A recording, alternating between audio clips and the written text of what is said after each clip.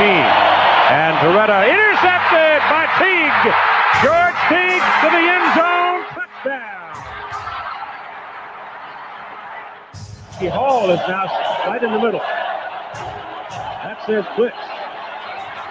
Passes away, penalty flag down. Lamar Thomas has got it. Lamar Thomas is on his way down the sideline. George Teague is after him and runs him down. Takes the ball away from him. Teague's got the ball. And they tackle Teague back at the 12. Game's over. Alabama defeats Miami. Number 2 beats number 1, 34-13. Blitz on from the 1. And they throw a fade right side of the end zone for Owens. He got both feet in. Touchdown catch over the shoulder.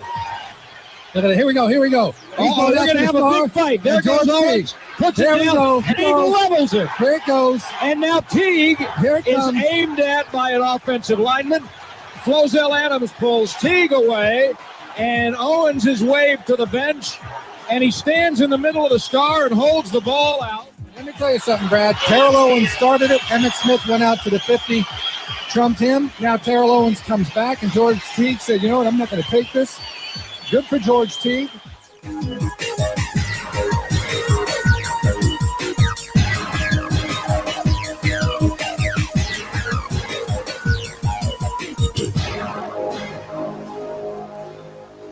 And with that, welcome into another Teague's Take podcast with George Teague. I am IndyCar Timm along with George and JT, and we are live from the Maverick Bar in Carrollton, Texas, 1616 West Hebron Parkway. Pretty much 16 minutes from anywhere in DFW. Get on out here and have a burger with us, have some drinks with us. We'd love to see you out here. We are also live on Facebook, on YouTube, and on Periscope. If you're watching along online, the comments are open. Please feel free to shoot a comment to us or ask a question. We'll get that over to George. And, this is normally the part of the show where we ask a really cool tease for later on in the show, but we had some breaking news come down the pipe here, JT. What's going on? Yeah, so at 5:25 today, the Mark Emmert has released a statement, and the NCAA has officially canceled Division I championships in all fall sports due to the COVID-19 pandemic, with the obvious exception of FBS football. Such a misleading tease. I hate reporters. So that broke, and actually we're going to discuss that a little bit later in the show, along with some other timely matters. We're going to talk about NCAA athletes. Everybody wants to pay them, but do they need a union? Something that we brought up on the show before. We're going to get into a little bit, and JT is going to have Money Matters right after our break. Should the SEC recruit other schools to play in 2020? Sounds like they need to recruit all the schools because nobody's going to play on their own. So we'll get into that a little bit. But to start the show, we've got a very special guest. George, would you like to introduce our guest? Yeah, I would, man. I'm super excited about this, and I'm saying thank you beforehand because this gentleman I've known for a very long time. And I know we had Bob Windham, who was going to be coming in, who was the commissioner of the Southwest Preparatory Conference. But this gentleman that we have coming on today is now the AD, the head football coach, and also the assistant head of school at Fort Worth All Saints Episcopal School. He started at All Saints in 2007, but prior to that, he was at Nolan from 85 to 87. He was at Trinity Valley for a few years.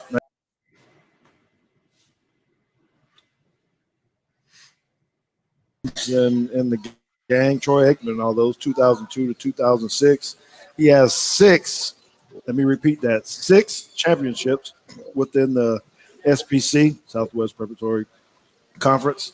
And he also, now that he's in TAPS, went to the state finals with Fort Worth All Saints in 2017.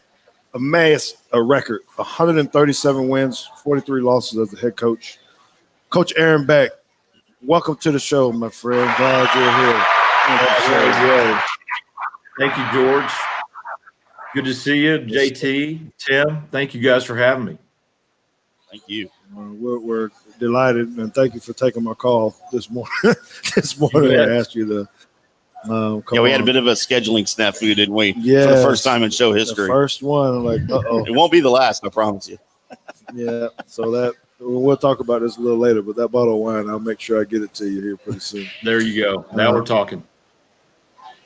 Hey, so why don't we dive in, because we want to spend a little bit of time. There's a lot of different topics we wanted to cover with you.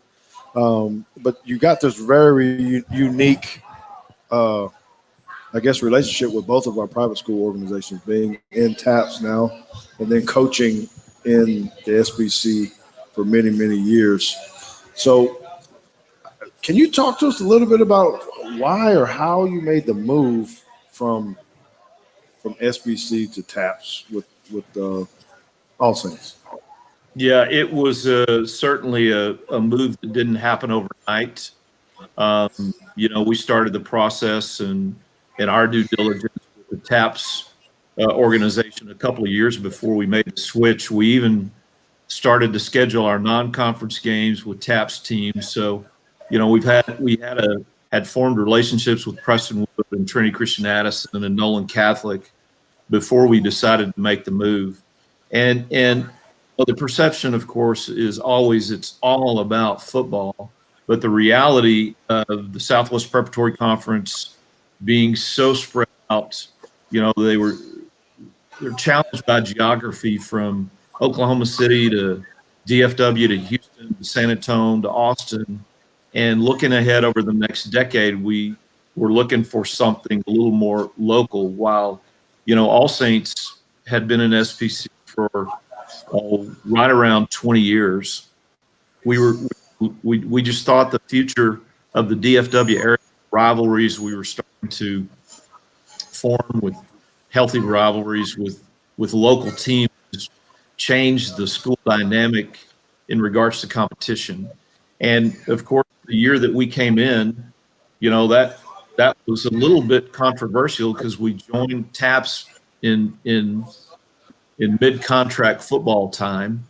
Our other teams folded nicely to the 5A level, and our football played up into the 6A group. But it was a change that has fit. It's actually exceeded our expectations for all of our sports. And while our enrollment, we're considered a big TAP school. I don't know enrollment wise, we're right around 380, 385 in our high school. But our coaches unanimously, when we polled them, wanted to make the move. So, we've made the move. We have not excommunicated ourselves from our friends in the SPC. We still, play in baseball and field hockey and basketball and other sports. We've got lifelong friends at those other schools, but it has been a unique situation being a part of both of those. And as we talked before the show, I can't believe we're starting year 4 already in TAPS. But, so far we've really enjoyed it. We're still learning as we go, but it's nice to be a part and very proud of the TAPS organization over the last 5 months of having a plan. Whether plans are right or wrong right now, you can't come up with the right plan. I just think it's important to have a plan. And so I'm grateful that we've got one. Yes, sir. Yes, sir. Well, real quickly, just for our listeners, what are some of the major differences between TAPS and SPC? What are, outside, I guess, of the geography, what do you think that you've gained? And what are some of the things that you may have lost between the two organizations? So what we gained real easy is just the numbers.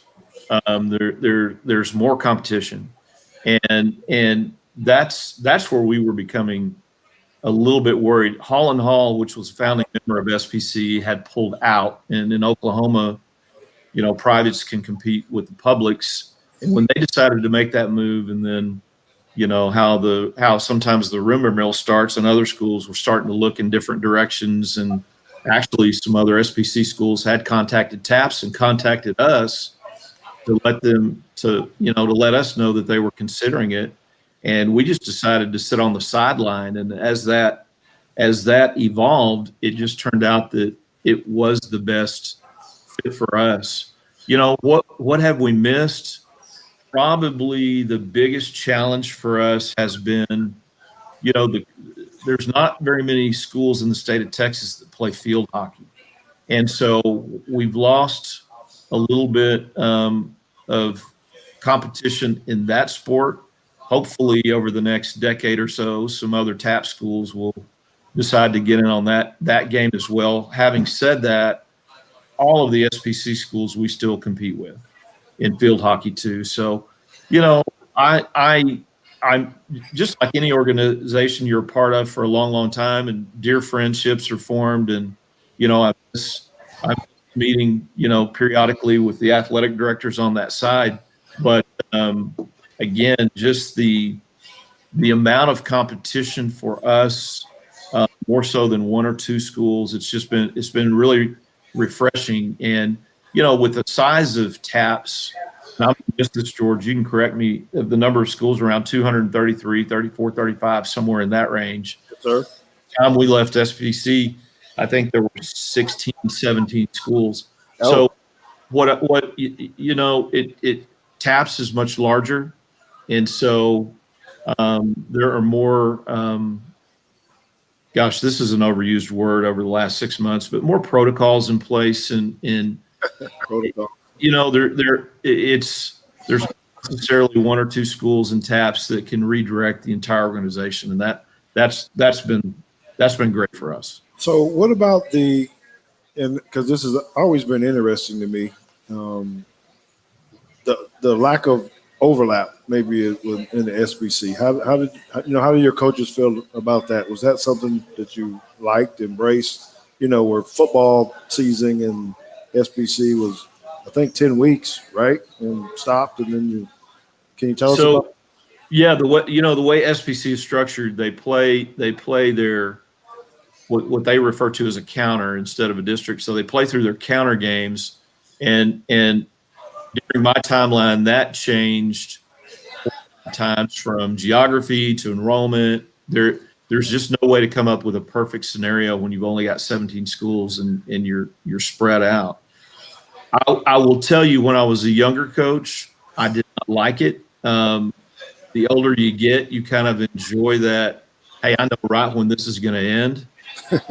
So, if we were playing for a football championship, that you play through your counter games, and then the two teams with the best record play for a championship at the end, and then you roll right into your winter sports. For smaller schools, that's really, really good because the majority of your kids are multiple sport athletes.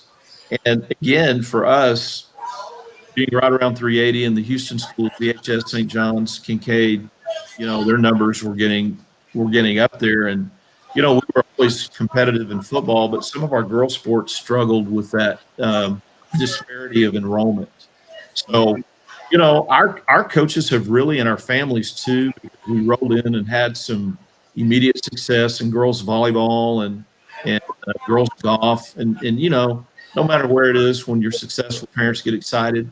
And there was nobody, our head of school, Dr. Bird, and nobody was more nervous than he and I on how that was going to play out. But, with all the nervousness that went on in the transition, by the end of the first semester, all of that died down, and it's been smooth sailing ever since.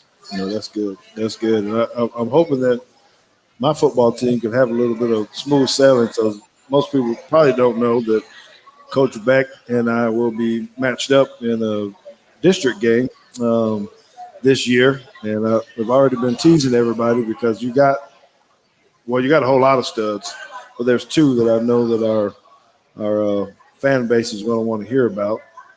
It's those two twins you got over there, the Rockermeyers.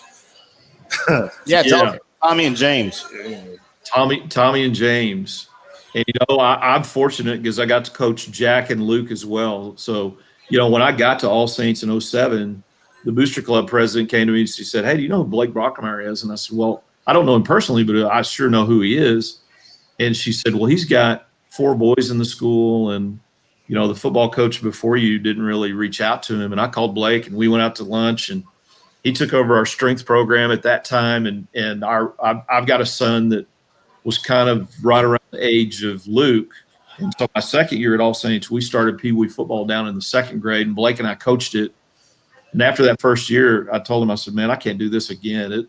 This wore me out. And so Blake took over our lower school teams. So there was a 7-8 year period where we had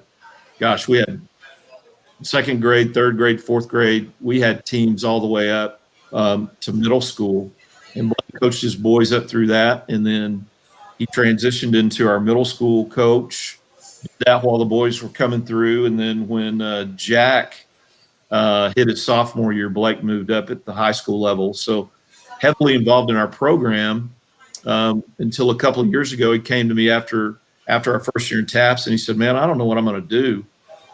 After the twins get out of school, all I've ever done is football and coach football with you.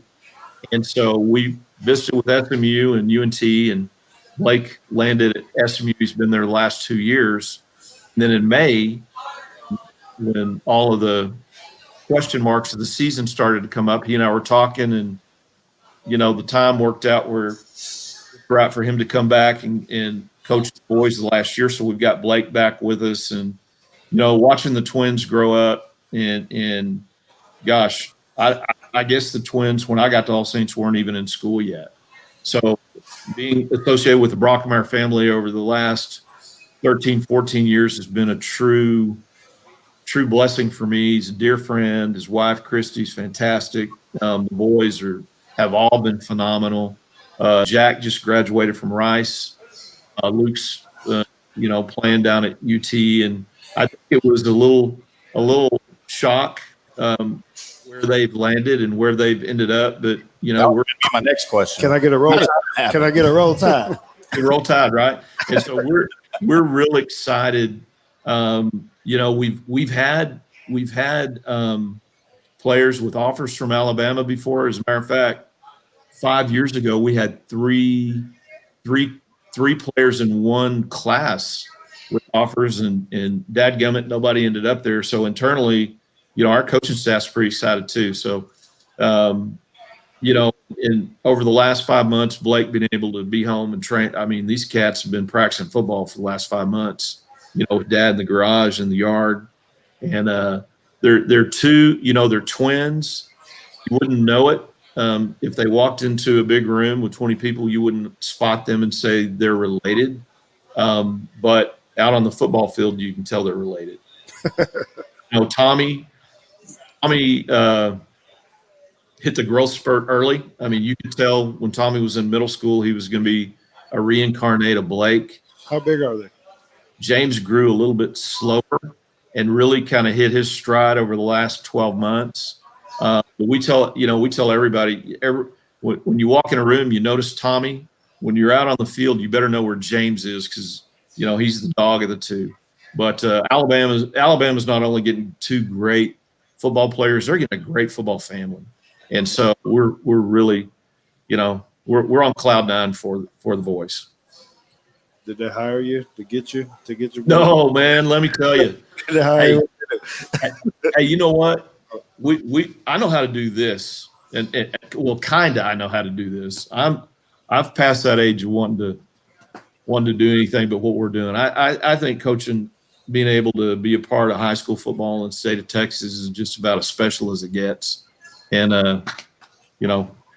it's just every day. I'm still been doing. This will be year 35 this fall, but just feel fortunate every day I get up and go do it again.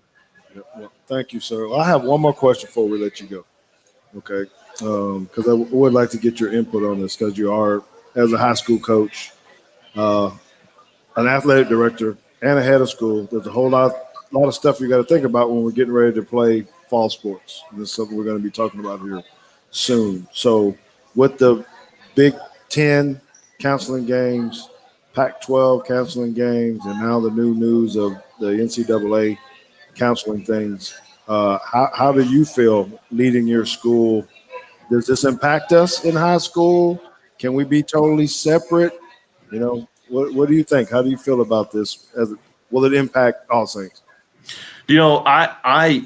I certainly hope we can be viewed separate, because I think it's easier for us dealing with high school kids that go home every night and families that are protective over their children that we're able to manage the scenario and the situation a little bit better. You know, George, we decided in May to carry on with our summer programs. We offered some refresh. We called it recharge classes for kids if they felt like I didn't get everything I needed online. I need to come back to school over the summer and brush up. And the way we managed that and the way our healthcare folks managed that, we really didn't have any issues. So our summer strength program, we kept kids in groups and had one positive case in middle school, and we sent that group home for a couple of weeks. In the high school, we didn't have any. And so, we started last Monday. We're still in the summer strength camp time and protocols, but we started throwing footballs around and doing those kind of things. And I honestly believe because of last year, and I bet you feel this too within your senior class, they've got a different sense of urgency because they actually lived through it. And so our kids are really being overly protective of each other, just trying to have a chance to play this fall. And what I'm appreciative of our conference right now, of just giving us hope. I mean, every day that's what I try to go and, hey, we've got a plan and we're going to work this plan until we can't. I feel like in the state of Texas, UIL TAPS understand that it's important for kids to get back to some sense of normalcy.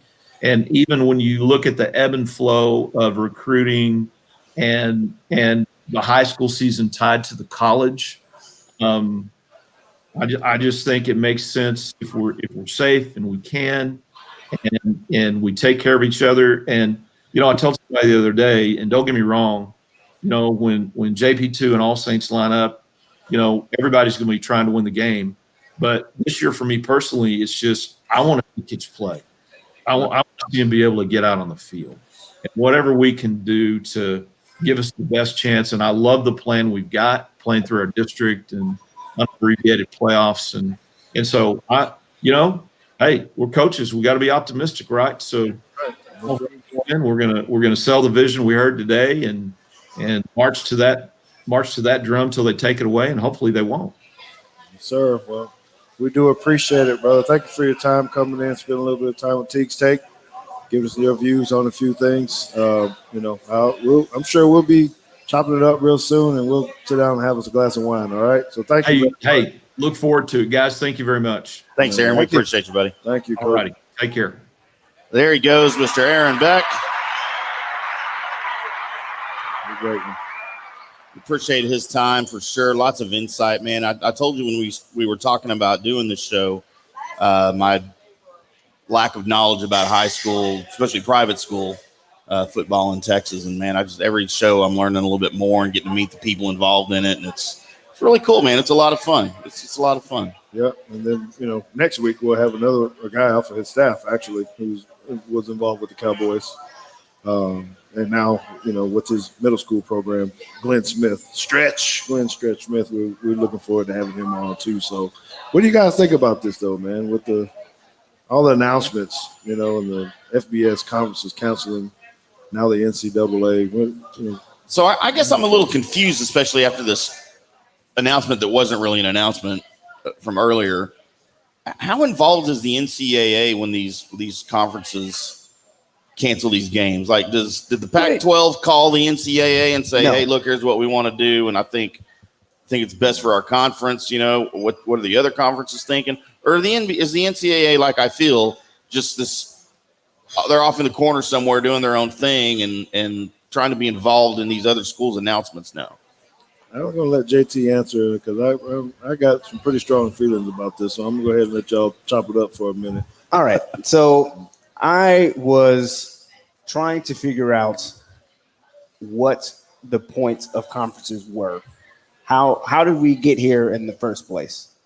And what I found out was that in the early 80s and before, conferences were generally pretty small, and it was actually more common to be independent than to be in a conference. Mm-hmm. So then I came across a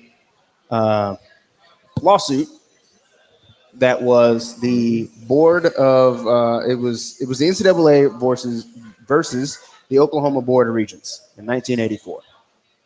And this lawsuit was started by the University of Oklahoma and University of Georgia because they did not like that the NCAA had full autonomy over television contracts. Long story short, it went all the way to the Supreme Court, and the Supreme Court decided 7-2 that the NCAA having complete autonomy over television contracts was indeed illegal. Yeah. So once they decided that it was illegal, conferences blew up. This was, we can figure out how to group ourselves together, get us these great deals. Fast forward till now, and the reason that the NCAA cannot cancel the playoffs is because the NCAA is not affiliated with the playoffs. They're not affiliated with bowl games. Right. They're not affiliated with playoffs, and they're not affiliated with the national championship. So what are they talking about with this other stuff? So what they're talking about is volleyball, tennis, rowing, all of the other sports, track and field, all of those things, and Division II sports. And Division II sports. Yes. That's the big one. I have a feeling that's more the lines they were going along when they made this announcement. Well, he specifically called out Division I in his statement. Right. But I think they have the ability to cancel Division II. Oh yeah, they do. Everything. I mean, they do 1, roll 2, over and division. 3. Right. They can't touch NAIA, but right. That's because that's a separate organization. But they can cancel anything in their jurisdiction between 1, 2, and 3. And his last part of his statement was that they could not have a true national champion if half the schools didn't play. So, but we'll have one. You know, football will, but that's because the NCAA didn't care about that anyway. Right. Oh gosh. So are we going to do whoever? Let's just say when Alabama wins the national championship this year, are we going to put an asterisk next to it like we are the NBA champion, the NHL Stanley Cup winner, and should they or no. Are they? Are they? Did you ask Dabo? Did you hear what Dabo Swinney said? Said you got to win it. You got to win it. The argument is still, as long as the ACC and the SEC are still playing, the champions will come out of there anyway. Yeah, so exactly. Well, yeah. So I saw. Don't tell that to the Big Ten, though. Well, yeah. I saw a tweet that was talking about the Big Ten. You know, in the last 5 years or whatever, they've actually only won 2 playoff games, and that was when Ohio State actually won it. Right. And the Pac-12 hasn't won any playoff games ever, and I think they have a combined like 23 points or something in the playoffs, or 31 points. It's not a lot of points. So Dabo's kind of right in the sense that look, the SEC and the ACC are the ones that are winning these games anyway. So that's so funny to me. That's so funny to me. You know, but that's because you played in the SEC. That's why it's funny. Okay, I'm a little biased. You went to Texas. Oh, has the Big 12 actually won any playoff games either? Like in the new playoff format? Who? Yeah. No. Oklahoma has to have won one. Right? No, I know they hadn't won any. No, they lost because they lost to Bama and LSU. Oh, and then LSU, yeah. LSU smoked them every time they got in. Well, they've got smacked both times they got into the playoffs. Smacked. Shouldn't have been there either time. That's a story for another day. Someone tell Michelle we're talking about OU right now. When? Won where? Look it up. But anyway. No, they didn't. Exactly. We know. No, they did. So, listen, I don't know. Can I give my piece? Yeah, it's that time. Right. Just because, you know, I'm very emotional about this, probably more than not. So I need for y'all to, a lot of people have been asking me, hey, how do you feel about this? You know, Mr. Producer, give me the screen, man. Give me the screen. Oh, we're going to go big. We're going to go big on George. Because I got a lot of where'd you go? Things here that I'm thinking about. So I'm sitting in this chair first, and I got 3 different hats on, not literally for you literal people, but I'm a head football coach, I'm an athletic director, and I sit on the board of TAPS, right? So I have to look at this through a whole lot of different lenses and how it's going to affect high school football, but also, for players. And the first question, when all this is happening, and particularly with college stuff, my first question is, well, who's representing the players? I know that's going to come later in the show, right? But who's representing the players? Because at my school, we polled our players, and 100% of the players wanted to play football this fall.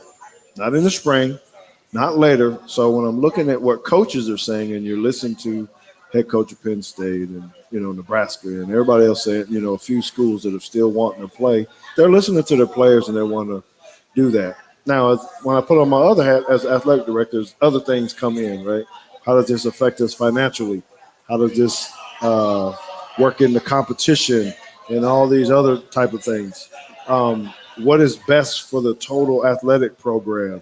Volleyball, cross country, all the other sports that you had rowing and, all those other kind of things. You got to start to put that in. So then it gets a little bit complicated. And I'm sitting there in my office thinking about that, right?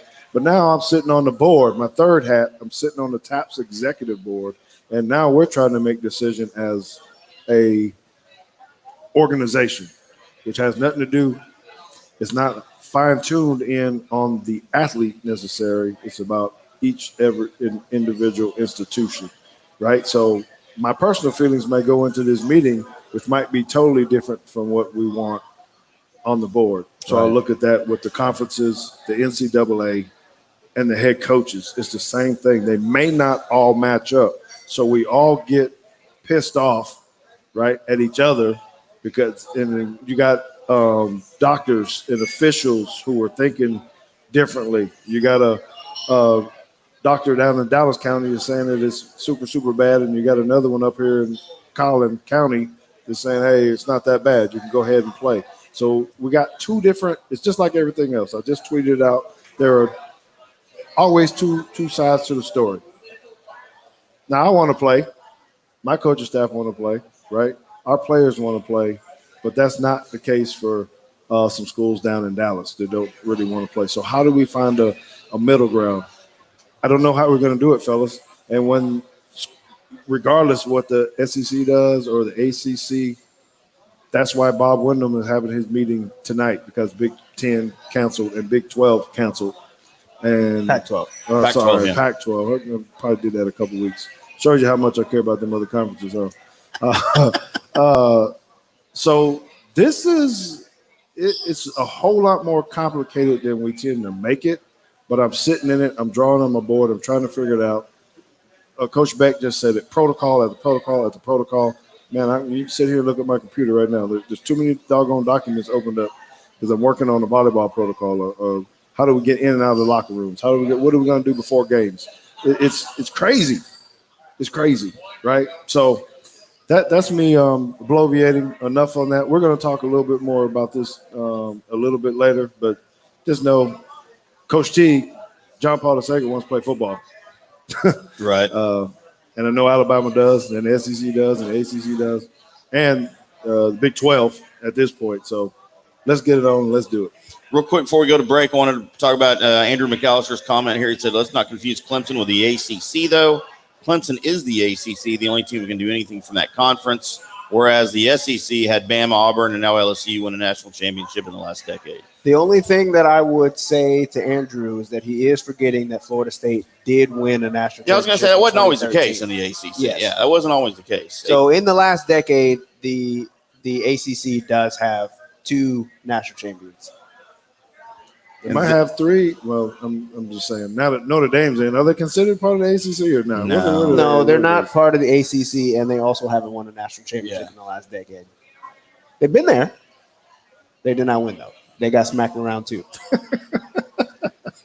And then our buddies at Bluff City Cowboys, quick shout out to those boys, especially on Twitter, at Bluff Cowboys on Twitter, I think is his Twitter handle. That is right. That's right. And I'll check out his podcast. Give him a follow. Great podcast. You've been on it. Absolutely.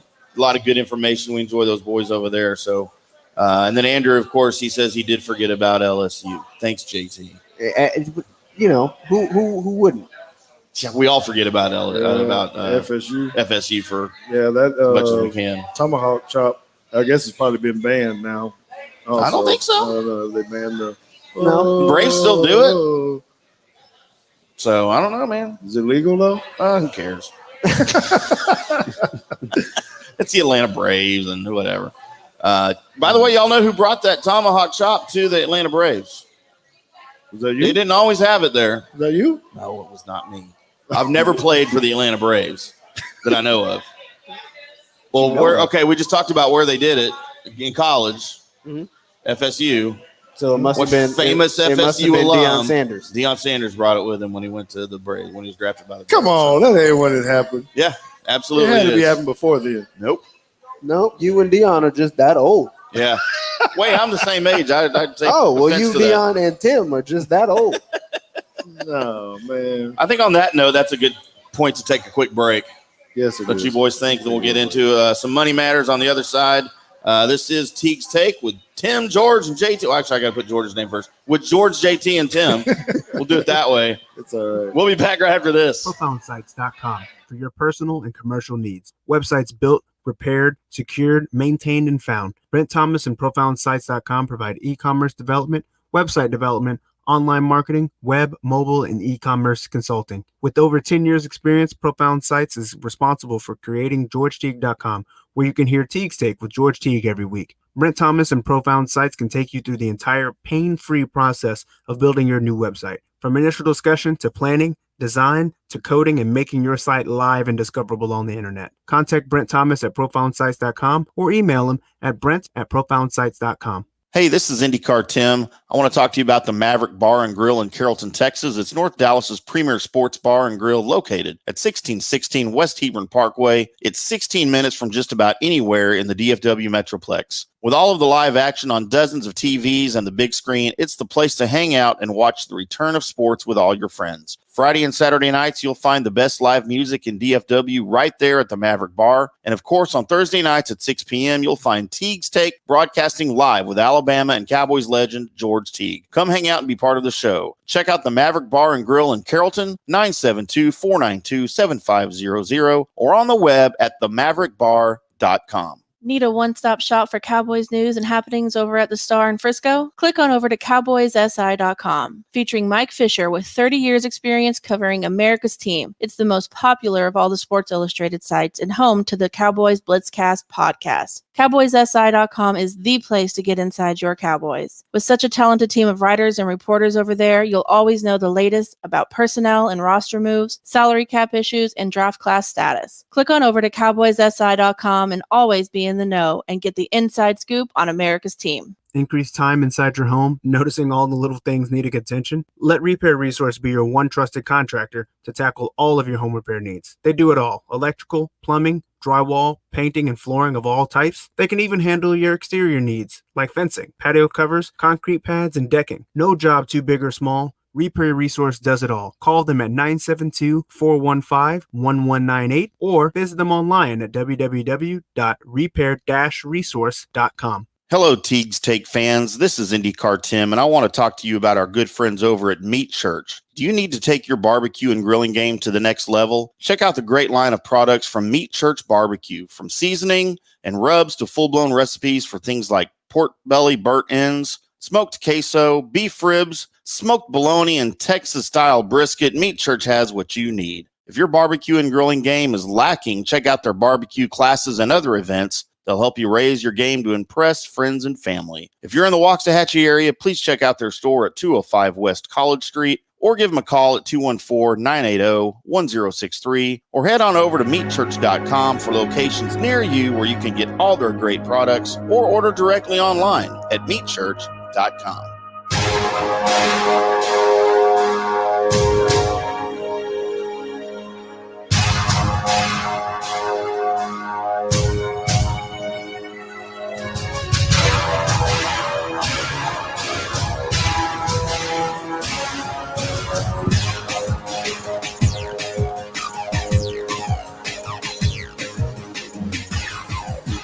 Welcome back into Teague's Take. It is that time of the show that's everyone's favorite time of the show because it is time for JT and his Muddy Matter segment. Yeah, so this segment today is brought to you by ProfoundSites.com. And good shout out to Brent because he is him and Profound Sites have actually built GeorgeTeague.com for us, helped us out with the blog and everything that you see there. So thanks a lot. So today, keeping with the conference talk, the question is, should the SEC recruit other schools to play in 2020? And here's where this comes from. We all know the Big Ten has canceled. They had, I think they had 2 schools that actually voted to play. And by 2 schools, I mean 2 ADs that voted to play. Everybody else didn't. And the Pac-12, the Pac-12 was a hot mess. And honestly, I think that the Pac-12, they ended up folding their season, not over concerns of the coronavirus, but really because they thought that their players were about to unionize. They had a list of demands. One of them was to be paid, which I think is a whole nother discussion on whether they should put that in there and whether or not that should happen. But I think the Pac-12 was like, look, you're not going to be able to strike on us because we're just not going to play anyway. So that leaves a whole bunch of schools and a whole bunch of players that won't have a season so far. Right. And there's been rumors that the SEC has contacted schools like Ohio State, Oklahoma, Texas, USC, and trying to say, hey, we still got ours going on. Do you want to just join the conference real quick, 1 year? Kind of a Notre Dame thing. Yeah, essentially a Notre Dame thing. Now, I don't know if the TV things and all, I don't know how those talks went, but they were just trying to basically turn this into a big super conference and play a full season. Mm-hmm. Well, first of all, is it even allowable? Because Notre Dame going in because they were independent, I could see that being an easy move for others. But if you're already attached to another conference, what kind of stipulations or there's so much negotiations that have to be brought into that. How do you think that would actually work? If you're part of another conference and then you. I mean, there's a lot of moving parts there, isn't there? Yeah, and then this is why I was asking earlier, like, what is actually the point of conferences? If you can just decide that, hey, I want to be in this conference this year, and then I'm gonna go back. Why? Well, it's money. I mean, the purpose is money. Yes, number one. But I just don't see how it could. I mean, it's a great question. And should they do it? Should we get more people to play? But every time I hear one of them say, Nebraska, for instance, saying, hey, we're going to try to look at every option. I don't know what real option they have. Because how many independents are there that are still standing? Who are they going to play? None really. Yeah, none that are playing. Not any that you actually want to play anyway. No. So I don't think that. First of all, everybody ain't fit into the SEC, right? We learned that with Texas A&M. Yeah, there might be too many teams already in the SEC.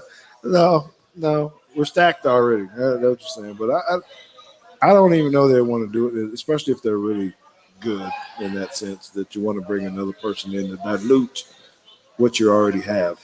Well, I mean, if you're bringing in heavy hitters, my thought was, to answer the question directly, was it depends on what are you actually trying to do. Leaning towards no, maybe you shouldn't, because I think the risk is much higher than any reward that comes out of this. I would agree. Yeah. For instance, not saying that this would ever happen, but let's say you do invite an outside team, and yes, and they win the conference and then leave. Do you know how bad that looks? It's not good at all. Yeah, you've just allowed all this talk about how you're the greatest, and then you allow one team from somewhere else that came in and played your schedule. That they ain't played nobody, Paul, and they run through the gambit, and they come out as a champion, and they get to dip out and say, "Hey, we were in there 1 year, and y'all couldn't beat us." And we never hear the end of the story. No, you would never end. That's what. Then they say how bad the SEC is, and whatever. Well, that may very well happen in the ACC with Notre Dame. East Clemson, yeah. I'm not in favor. So if you're looking for my answer, should the SEC recruit schools? That is a no. I think we play with who we got, set up our matchup, and let's go win another championship without the asterisk. Yeah, no, I agree. I guess it depends on what you're trying to accomplish by inviting others to play with you. Is it because you just physically need more teams to schedule enough games to have a full season? That's not the case in the SEC. Are you just trying to build your brand out west by inviting maybe, like you said, USC or UCLA or whoever from the Pac-12 in? Maybe, because you don't necessarily have that opportunity during a regular normal season because you schedule so far out in advance now, and you don't really play West Coast teams that often, if ever. Maybe I get that, but again, it's kind of a big risk. Do you want to stick it to the NCAA and say we don't care about your rules? We can just play who we want to play? Yes. Then, I say invite everybody. Yes, I do. They've already done that, haven't they? Yes, except I was holding on to one little nugget in this court ruling that I was talking about from 1984, which turns kind of into do NCAA athletes need a union, right? Because in the summary decision that these judges had, they wrote a 19,000 word dissertation, I guess, on the ruling of the NCAA versus the Board of Oklahoma, or the Oklahoma Board of Regents. And I don't want to say absentmindedly, but a justice slipped in the words, athletes must not be paid in his decision. The words his exact quote was, moreover, the NCAA seeks to market a particular brand of football, college football, and the identification of this product with an academic tradition differentiates college football from and makes it more popular than professional sports to which it might be compared.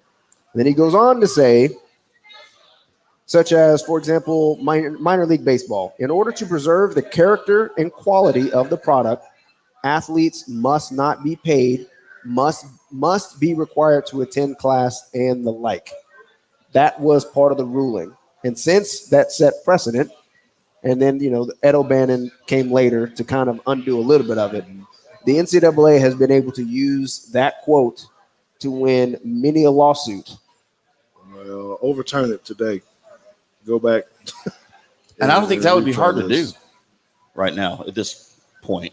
Well, there's a lot of hypocrisy that comes with this. So the Ed O'Bannon case didn't allow schools to actually pay players, but it prevented schools from barring them from earning money based on their name, image, and likeness. Right. Okay, so now you're going down this road, and there's a lot of people that sit on both sides of this fence, right? What do athletes get? What should they not get? They're getting scholarships. So, and JT, you played, so, or all of us up here have played some sports, right? So, in college, all I remember is, and this was hurtful to some of us athletes, right? Yes, we did have scholarships. We lived in nice dorms. We played games. It couldn't work by rule also. Right. It wasn't even an option. If I needed some extra money, you couldn't go get a job, right? So that all year, while maybe some other people got to go work at the bank or the movie theater or something, grab a couple extra dollars to go out, have a beer, a drink, or something else, we weren't allowed to do it. I don't know if that's fair either, right? So that's been overturned. Yeah. But there's still, when you look at these numbers that schools are making and the way that we talk about how football supports other sports at those schools. Absolutely.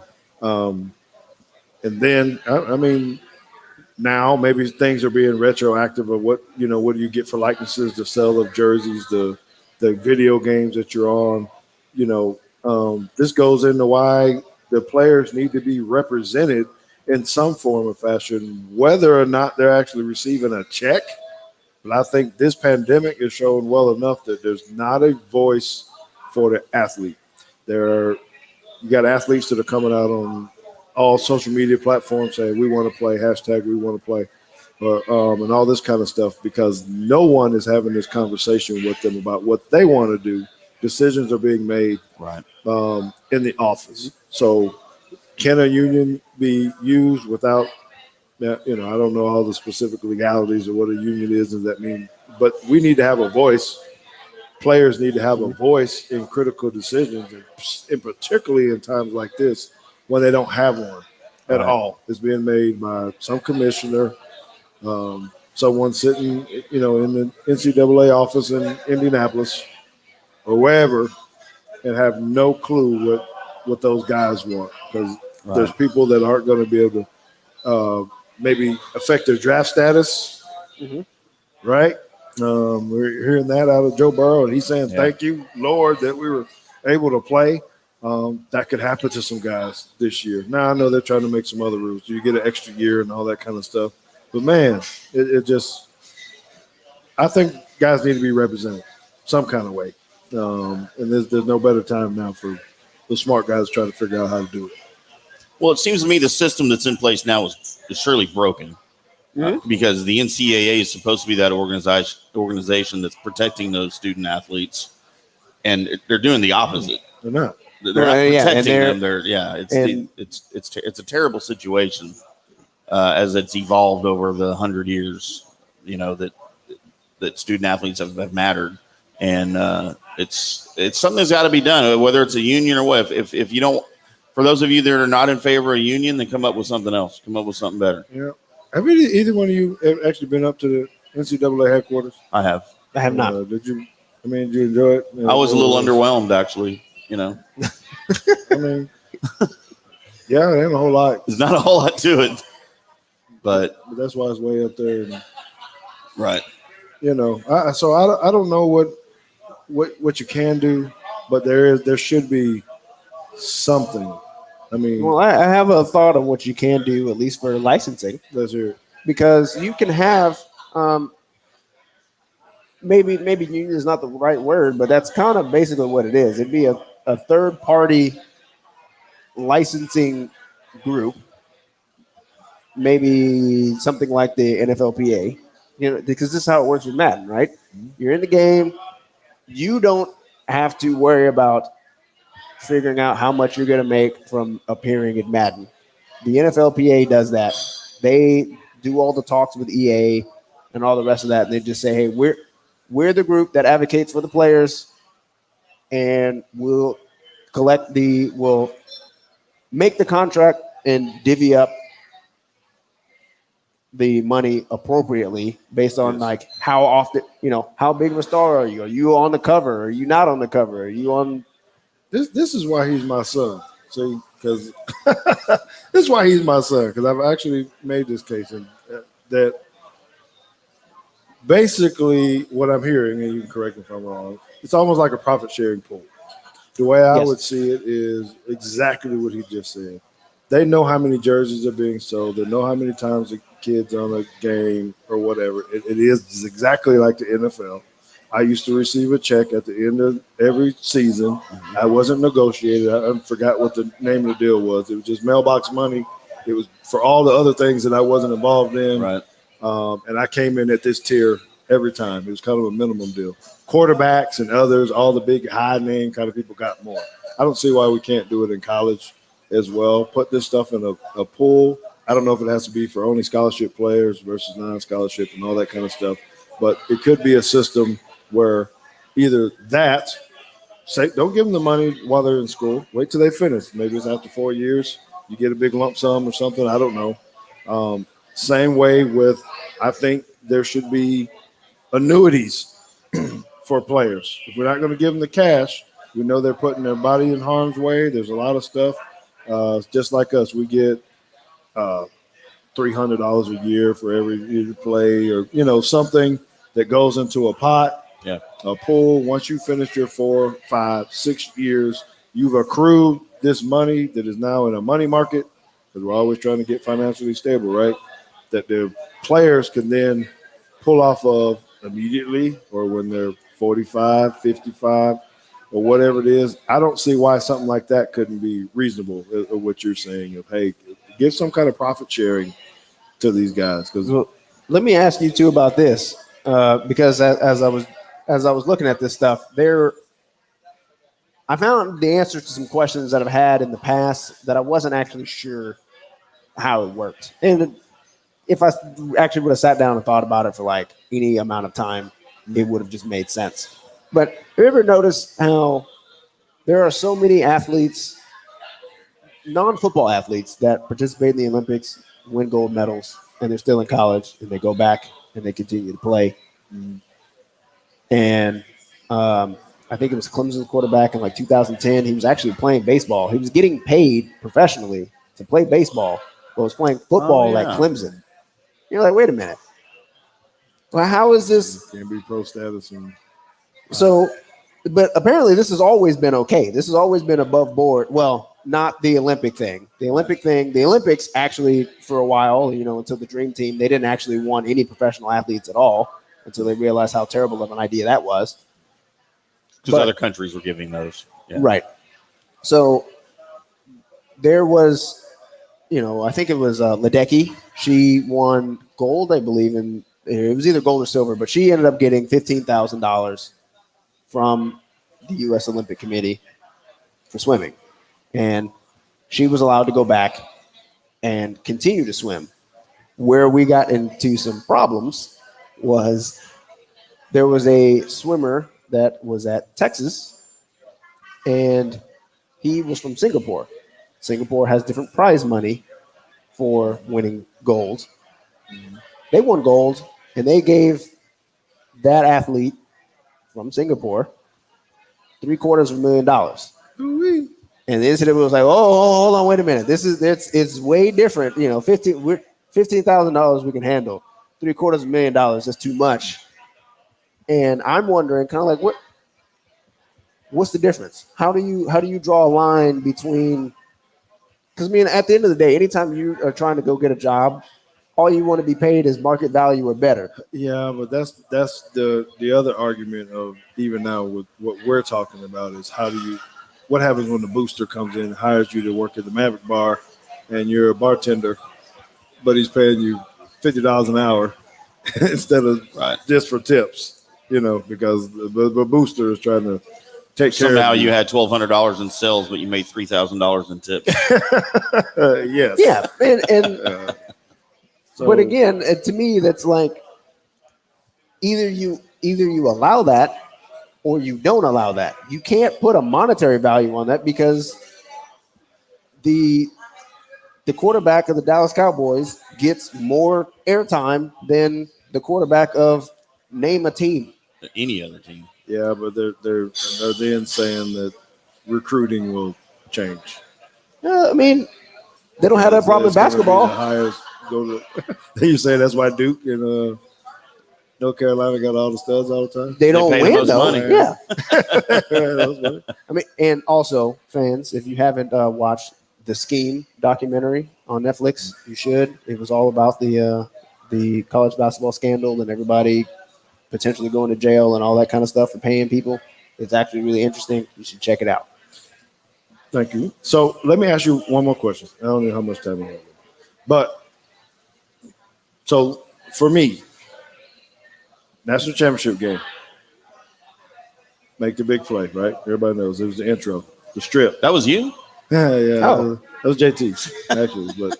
But so after the game, immediately after the game, the next day, guy comes up and says, hey, I got a great shot of this picture. I want to sell. I'm going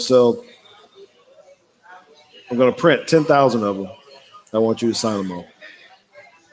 Now I'm going to give you a check to sign them all. Right at that moment, I had to make a decision. Yeah, because that's illegal, right? That's right. Didn't Johnny Manziel get busted for that? So did he get busted? I mean, as busted as he was going to get. Yeah, exactly. He didn't get busted. So I called the compliance office. Say I did right. Say, hey man, what's happening here? You know, I got an opportunity here to get a very large check. And they said, well, if you want to finish school here, you can't do that.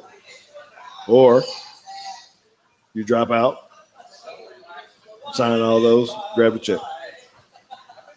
So that's what I'm going to know, you know, how is this? So I had to personally had to make a decision. People saying, well, what'd you do, George? So how much was your check for, George? I dropped out, and Consuela tell you that in our nice little apartment that we had there, didn't have very much furniture in it, but there was a shit ton of boxes in there. And they said, you got a week to get all this done. And boy, let me tell you, there wasn't no going out that week. We was outside autographs all day, all night, trying to figure it out. You talk about what rider cramp feels like and all that kind of stuff. And so it just goes into this, you know, still of that was an opportunity that I would have had as an athlete that now I got to choose between academics and finances.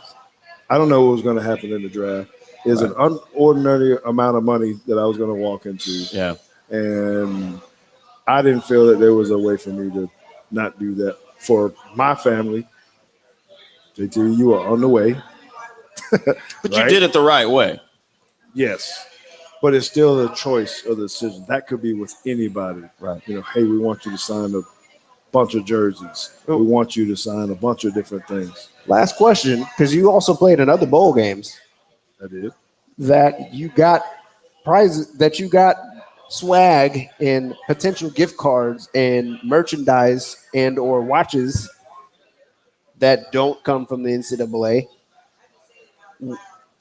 I just don't understand how they have a defense on any of these things, especially when you're like, oh, well, boosters might be doing all that. They're already doing this legally. They're just giving you stuff at the end of the game and saying, here's $500 worth of stuff that you would have never had. Thanks for being here. No, it was before the game. You said, get your guess when you're not there. It's before the game. So you know, I understand how complex it is, and most people probably don't even know, right? And going to a bowl game. So let me enlighten some of you guys again about playing in the bowl game. And thank you, JT, for bringing that up, because you do get prize. You know, swag bags, headsets, whatever they're giving away now. I don't know what it is. Then. But the way we ended up getting money, right, was from fencing it, travel. Oh, your per diem. So you get per diem based upon how far you lived away from the. Is that why you was trying to say that your home residence was in Turkey? There ain't no trying. My dad lived in Turkey. What do you mean? My dad lived in Turkey. I changed my home address. My dad was in the military. So you go in the Sugar Bowl from Montgomery. It's not very far. Ain't nothing, yeah. But from Turkey, my legal residence was in Turkey, so I need to fly back. That's crazy. Yeah, so you know that's why a lot of teams want to go out far west or north or whatever it is. Yeah, you want to be in the biggest bowl game, but you know at that time. You know, I'm the same way, trying to figure out, hey, how's this going to work? How do you beat the system to grab a few extra dollars so that I can go eat, you know, and do other things? So, yeah. In any case, if any current college athletes are watching the show now, as soon as you move off the campus, if you have a full ride scholarship, they will cut you a stipend check because you are no longer needing a room and board. So find your cheap apartment. Save the money. There you go. Free tips. That's right. Yes, sir. So many different things. A lot of guys don't really know about it, but no one's telling you.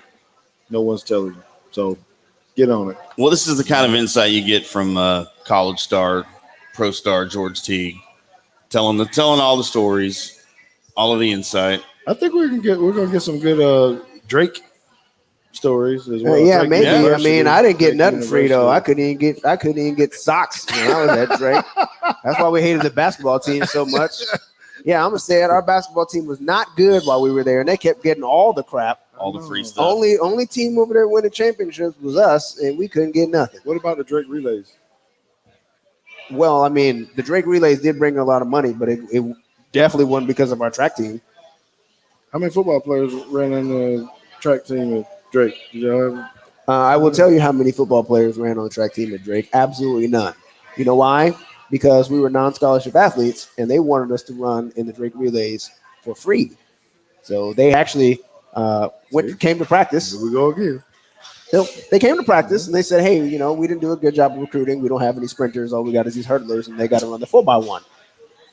And I was kind of like, well, that's not my problem. And they were like, well, we want – it was me and two other running backs that they had asked to join the 4x1 team. And they say, hey, look, you don't actually have to come to practice. You're already doing all the practice. We just need you to show up and do handoffs, and you guys will have you run at the relays.